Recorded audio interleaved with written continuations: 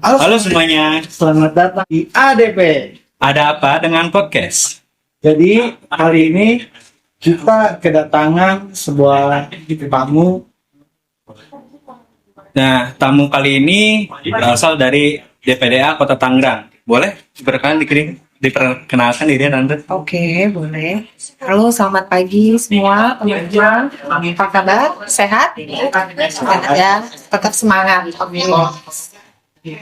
Perkenalkan, saya adalah Hendriska. Saya dari Dinas Perpustakaan dan Arsip Daerah Kota Tangerang. Kebetulan pada hari ini saya diundang nih dengan hormat ya sama teman-teman dari ADP.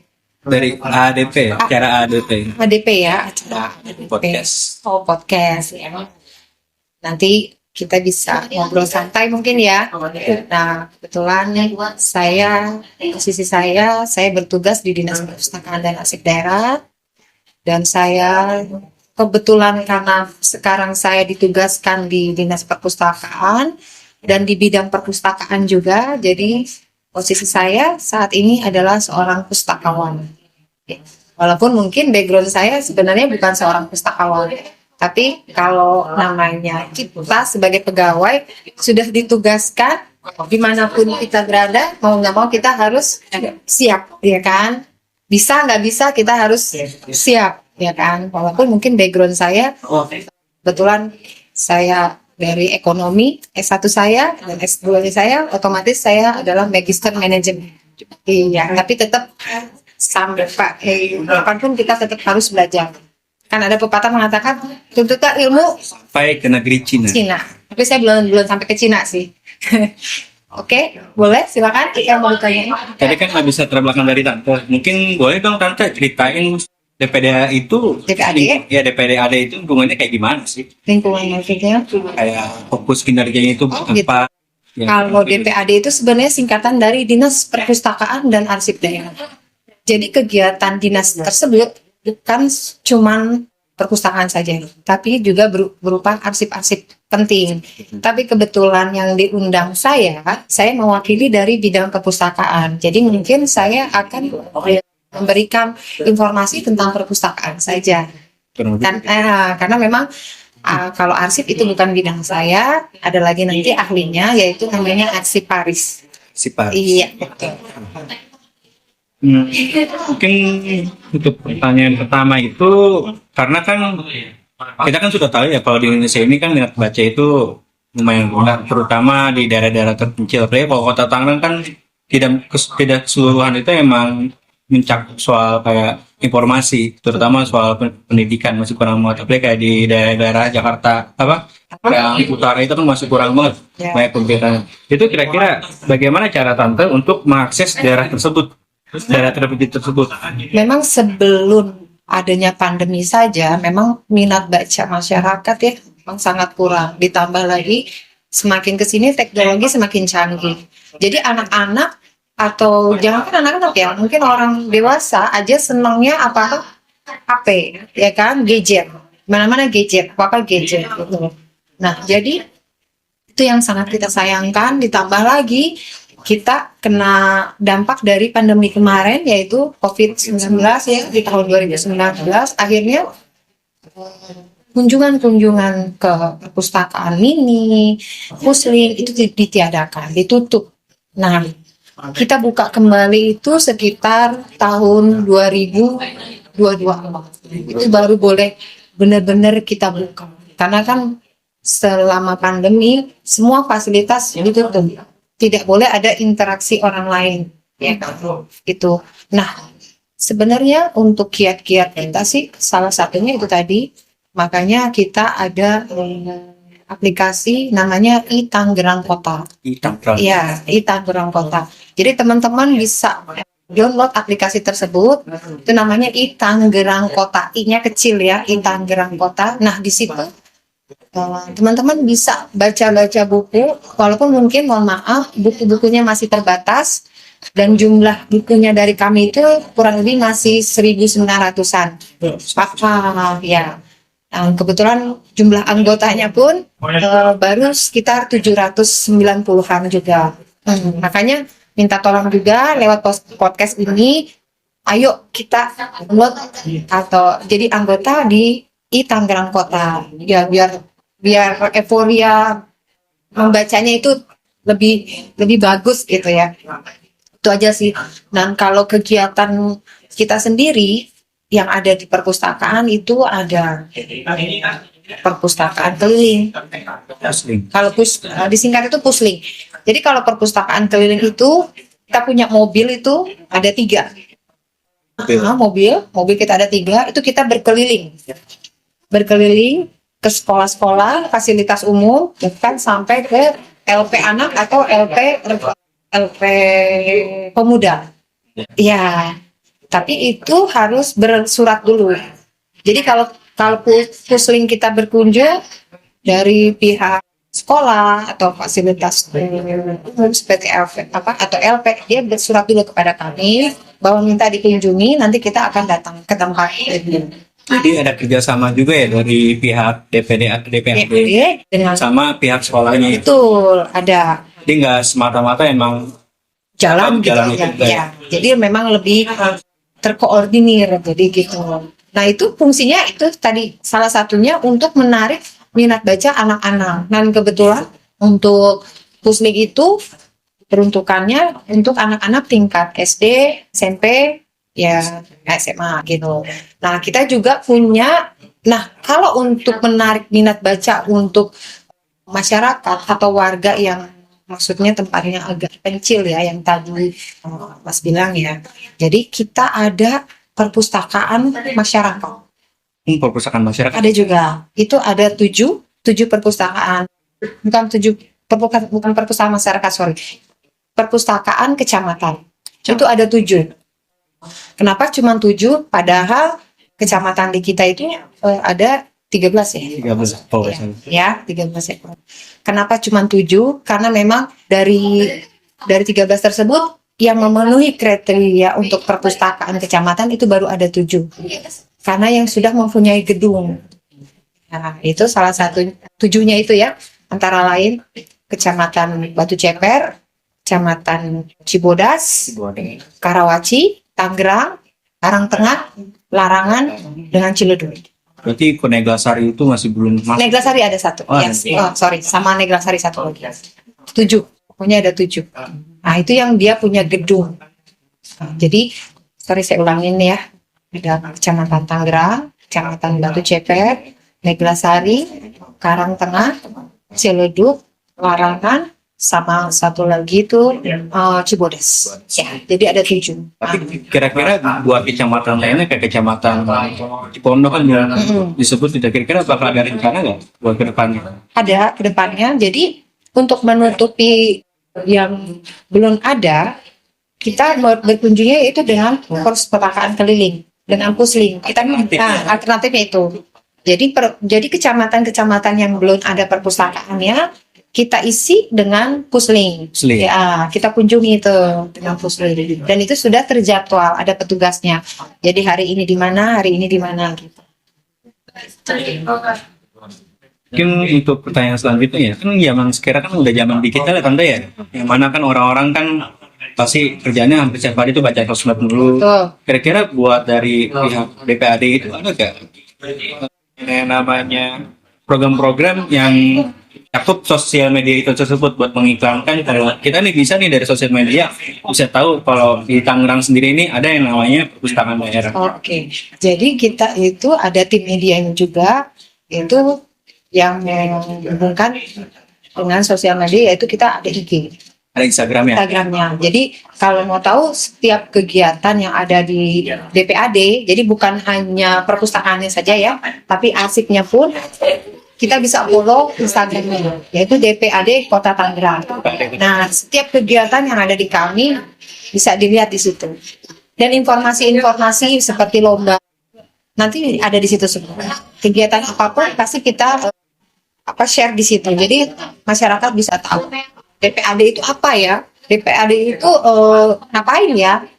Nah, bisa di situ nanti dilihat. Lengkap berarti soal kegiatannya ya. Tapi kalau mau lebih lagi dalam skema buat membaca ya, baiknya datang ke perpustakaan yang di Cikokolnya itu. Secara langsung. Ya, kita untuk pelayanannya kita adanya di Cikokol, di Jalan Perintis Kemerdekaan 2. Nah, di situ tempat kita melayani masyarakat dalam bidang membaca ya. Di sana ada kurang lebih sekitar 25.000 judul buku dan 85 semua. Banyak, jadi macam-macam. Kategori bukunya juga macam-macam. Berarti itu pusatnya di Cikokol situ ya, Tante ya? Betul. Tuh, karena kalau dinasnya sendiri, kantornya adanya di Jalan Jenderal Ahmad Yani, Gedung Windu Marin. Itu kantornya. Dan lebih kepada ke arsip. Jadi kalau butuh arsip atau informasi arsip, datangnya ke Windu Karya. Tapi kalau butuhnya baca buku atau judul buku atau lagi nyari buku-buku untuk skripsi, atau cuma untuk baca-baca, datangnya ke Cikokol. Bapak Pustakaan yang Berarti di sana menyediakan peminjaman buku atau arsip. boleh. Nah, dengan catatan boleh dipinjam, dibawa pulang, harus jadi anggota dulu. Kira-kira daftarnya gimana tuh, Tante? Daftarnya kita datang ke perpustakaan sambil baca, sambil menunggu kartunya jadi, kita boleh sambil baca dulu, kita isi biodata, kita hanya menyerahkan identitas, KTP atau kartu pelajar.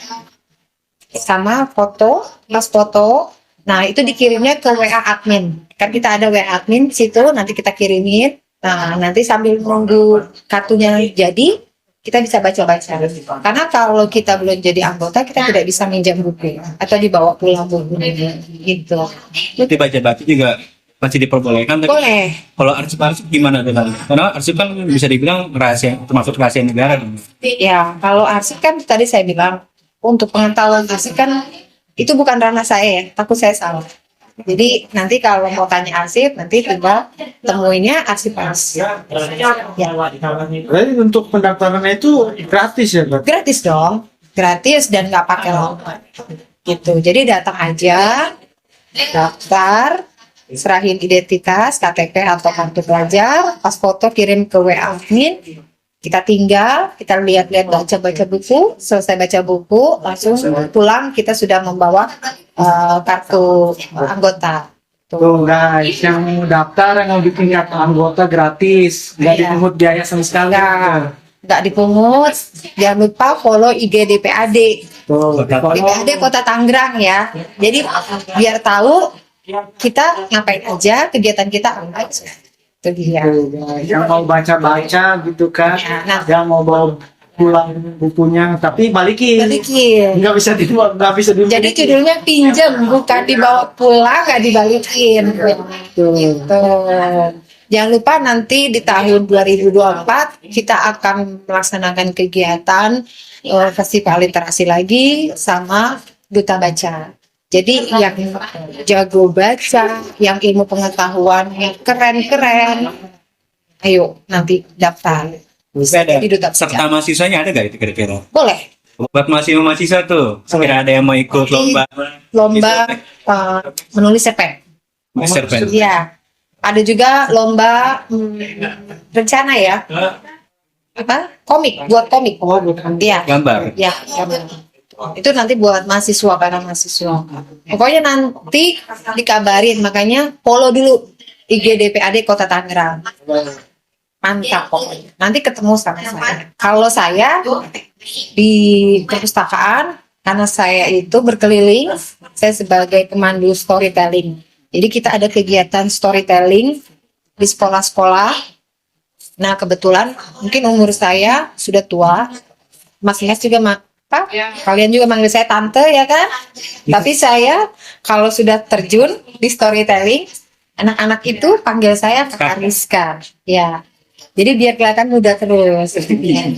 Ya, betul. Jadi kemana-mana saya pasti bawa permen susu tapi ya, karena memang kita tidak boleh memberi makanan yang sembarangan. Permen susu atau teh kotak atau minuman susu ya. Nah, nanti kalau ketemu anak-anak itu, saya kasih hadiah. Tapi ada syaratnya. Ada pertanyaan dulu. Kuis lah istilahnya. Kuis gitu. Jadi Banyak yang kenal sama saya, anak-anak kalau ketemu kakak Rizka, tapi saya lupa karena saking banyaknya. Karena saya keliling seperti itu. Gitu. Jadi sebenarnya banyak banget kegiatan yang ada di perpustakaan, makanya saya selalu kemana-mana follow IG kami, biar tahu. Karena di situ banyak informasi yang bisa kita lihat ya. Gitu. Nah, pertanyaan selanjutnya mungkin kan tadi kan ada udah beberapa strategi yang tante ceritain ya kalau GPDA itu ada rencana kayak buat festival, ngadain namanya perpustakaan keliling. Kira-kira ada strategi lain nggak untuk menyampaikan tujuan dari DPAD supaya minat tingkat masyarakat Kota Tangerang ini lebih meningkat? Ya. Jadi sebenarnya kalau untuk ditambahin kayaknya untuk sementara kita memang sekarang lagi maraton ya dengan kegiatan yaitu tadi cyber storytelling, kedua kita ada puzzling, terus ketiga kita ada inklusi. Terus itu apa? Nah, inklusi itu kegiatan seperti kita kerjasama dengan UMKM. Tapi panduannya tetap buku. Jadi tetap tujuannya baca. Jadi kita kerjasama sama UMKM misalkan.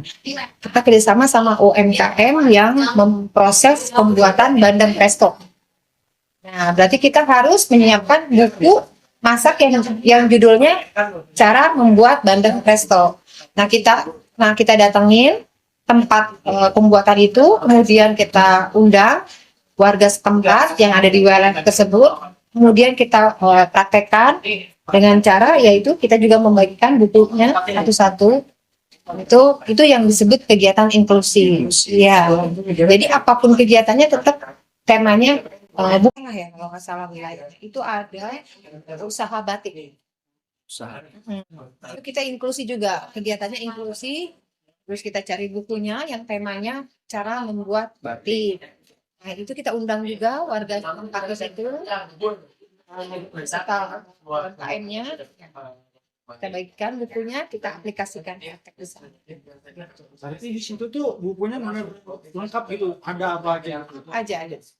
Ya. Belajar usaha apa gitu ada segala. Kecuali Sinchan ya, nggak ada. Sinchan kita ke gram ya. Iya. Buat belajar Ya. Kecuali Sinchan ya, nggak ada. Jadi tadi saya sebutin untuk meningkatkan minat baca itu sebenarnya program kita lumayan sudah banyak. Tadi saya bilang storytelling, terus inklusi, terus kita menyediakan fasilitas puzzling, terus kita juga ada fasilitas perpustakaan kecamatan yang 7 tadi saya sebut.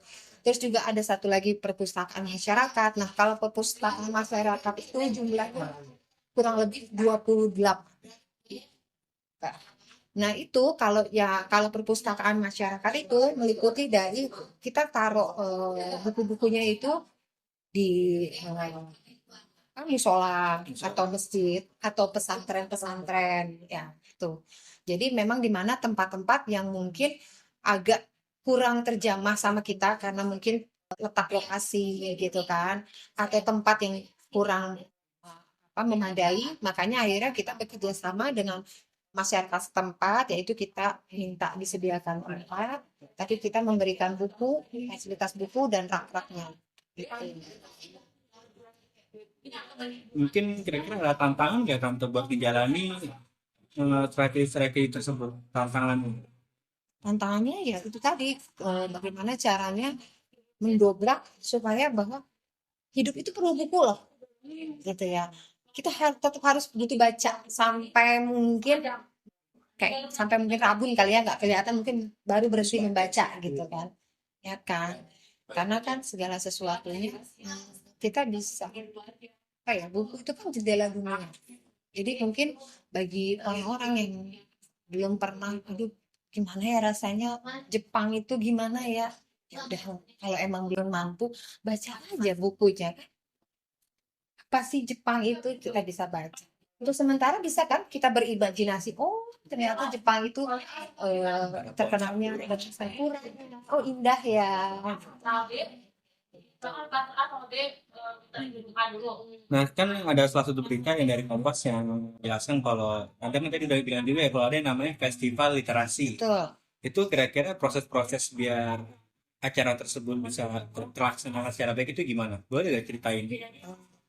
kemarin itu kebetulan festival literasi yang tahun ini tuh sudah selesai terselenggara ya.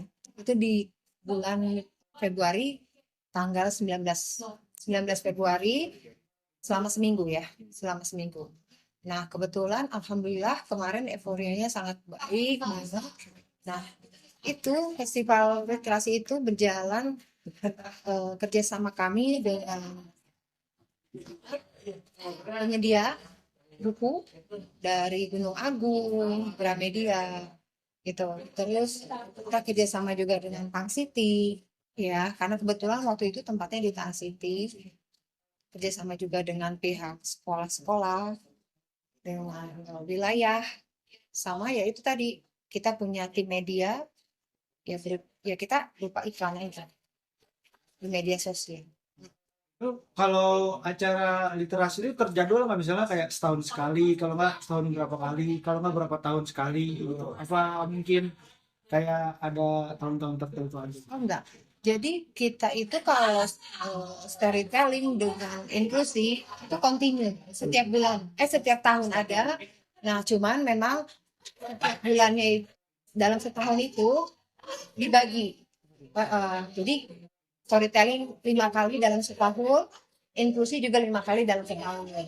Tapi selama setahun kegiatan itu selalu ada. Jadi udah Iya. wajib kegiatan wajib. Wajib. Betul. Yaitu karena memang tujuannya ya itu untuk menarik minat baca terutama anak-anak ya gitu. Yang memang masih butuh banget ilmu pengetahuan. Nah, di storytelling itu kegiatan itu jadi anak-anak itu kita kumpulin, kita juga membawa si pendongeng. Ya, kita mengundang pendongeng. Jadi setiap kita kegiatan storytelling itu temanya selalu berbeda-beda. Misalkan hari ini judulnya Aku Anak Sehat atau Anak Indonesia Harus Cerdas dan Kuat. Nah, itu nanti yang menyampaikan cerita itu si pendongeng. Gitu. Jadi itu untuk tempatnya tuh nggak di satu titik aja, bisa berubah. Ya, bisa berubah. Dan itu sudah ada listnya. Jadi tahun ini misalkan dari SD ini. Nah, nanti untuk tahun depan berubah lagi. Karena tahun ini misalkan SD ini sudah gantian di sini SD ini. Dan itu tingkatannya dari anak umum dari kelas 2 sampai dengan kelas 5 SD. Oh, jadi SD aja gitu. SD saja untuk storytelling gitu. Ini selanjutnya kira-kira dari DPAD ini bakal ada nggak kerjasama antara pihak DPAD dengan mahasiswa? Kan banyak nih mahasiswa di Tangerang. Tangerang sendiri kan terkenal atas mahasiswanya banyak banget tuh ya. Pada Tangerang ada mahasiswa dari UNIS, dari UMT, dari Budi Luhur dan lain-lain. Kira-kira bakal ada kegiatan nggak yang kerjasama antara pihak DPAD dengan mahasiswa tersebut? Ya, itu kan kita masih wacana ya. Karena kan kita punya ide atau rencana tetap kebijakan semua kembali kepada pimpinan. Ya kan? Karena kan tetap setiap kegiatan itu pasti kita berbenturan dengan anggaran. Ya kan? Nggak mungkin kan kita kerjasama, ayo kita buat ini, tapi kita nggak minum, nggak makan gitu, lapar kan, berat ya gitu. Jadi segala sesuatunya tetap kalau rencana atau kegiatan-kegiatan kita pasti selalu berlomba-lomba ya, maksudnya siapa yang punya ide tapi tetap itu dikomunikasikan dengan pimpinan gitu, karena memang pasti kaitannya dengan anggaran gitu. Kalau memang cukupi, kalaupun ada dan diusulkan misalkan bisa, pasti itu akan dibuat ya. Tapi untuk di tahun 2024 bukan kerjasama ya dengan mahasiswa, tapi melainkan mengajak mahasiswa nanti untuk mendaftar di kegiatan festival literasi, karena nanti di sana ada lomba menulis bikin komik itu. Makanya tunggu 2024 festival literasi. Ayo lagi siswa dari Ayo mahasiswa dari mana? saya dari UNIS. UNIS. Tangerang. Dari UMT. Saya adalah Dari UMT tuh. alumninya. Kalau lagi tuh 2024 berapa bulan lagi? Berapa bulan lagi ya? Mungkin pertanyaan terakhir ya. Apa pesan atau saran dari Tante yang ingin disampaikan oleh pihak DPRD kepada masyarakat Tangerang tentang pemanfaatan perpustakaan Kota Tangerang? Ada pesan dan saran nggak yang disampaikan? Pesannya cuma satu, pokoknya jangan pernah berhenti membaca. Ya. Baca itu penting. Penting banget. Batang ilmu. Buat orang Islam terutama. Ayat pertama kali yang diturunkan kan Iqra. Baca. Baca. Jadi jangan males lah. Jangan main HP mulu ya. Main HP bisa baca di HP. Cuman kan kebanyakan orang main HP kan bukan buat baca. Nonton TikTok. Nah, Tapi boleh buka HP dengan catatan buka aplikasi Tangerang Kota untuk apa? Baca buku. Tapi syaratnya itu ya, pakai HP bukan buat main Mobile Legend, tapi buka aplikasi Tangerang Kota. Baca di situ banyak judulnya. Nah, mungkin teman-teman yang punya koleksi buku boleh dihibahkan ke kami. oh bisa gitu juga. Bisa. Iya. Kita terima dengan senang hati. Guys, yang udah bosan sama buku-bukunya bisa tuh. Boleh. Daripada dibungkus buat pisang goreng ya kan. Buat gorengan. Dikasih ke kami itu jauh lebih bermanfaat untuk adik-adik yang memang letak atau tempat tinggalnya tidak terjangkau oleh kami. Tapi untuk aplikasinya itu gratis kayaknya. Gratis dong. Gratis, pokoknya semua gratis. Bikin kartu anggota gratis. Download aplikasi gratis. Tapi mungkin narik kuota ya. Iya, dikit lah paling. Dikit ya. Nggak apa-apa lah. Mobile Legends lebih besar kuotanya ya kan. Boros. Tapi manfaatnya nol. Maaf ya. Ya mungkin sekian ya. Ya, Gak apa-apa. mungkin. Boleh. Tapi saya mau kasih simbol dulu ya. Literasi PR. Ya. Tapi kalau moto dari Dinas Perpustakaan dan Arsip Daerah yaitu DPAD pintar penting. Wow. Boleh diulang lagi. Boleh. DPAD PAD pintar penting.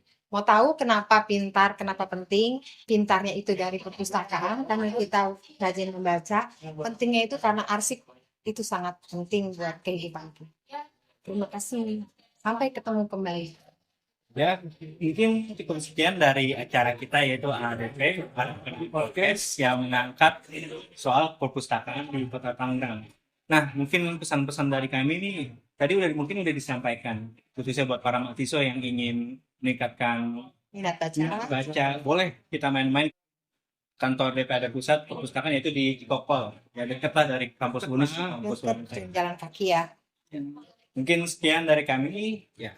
Ya, kalau misalnya ada pertanyaan-pertanyaan, bisa lah ya dicantumin di komen. Oke, jangan lupa subscribe dan memberi like. Oke? Ya, wassalamualaikum warahmatullahi wabarakatuh.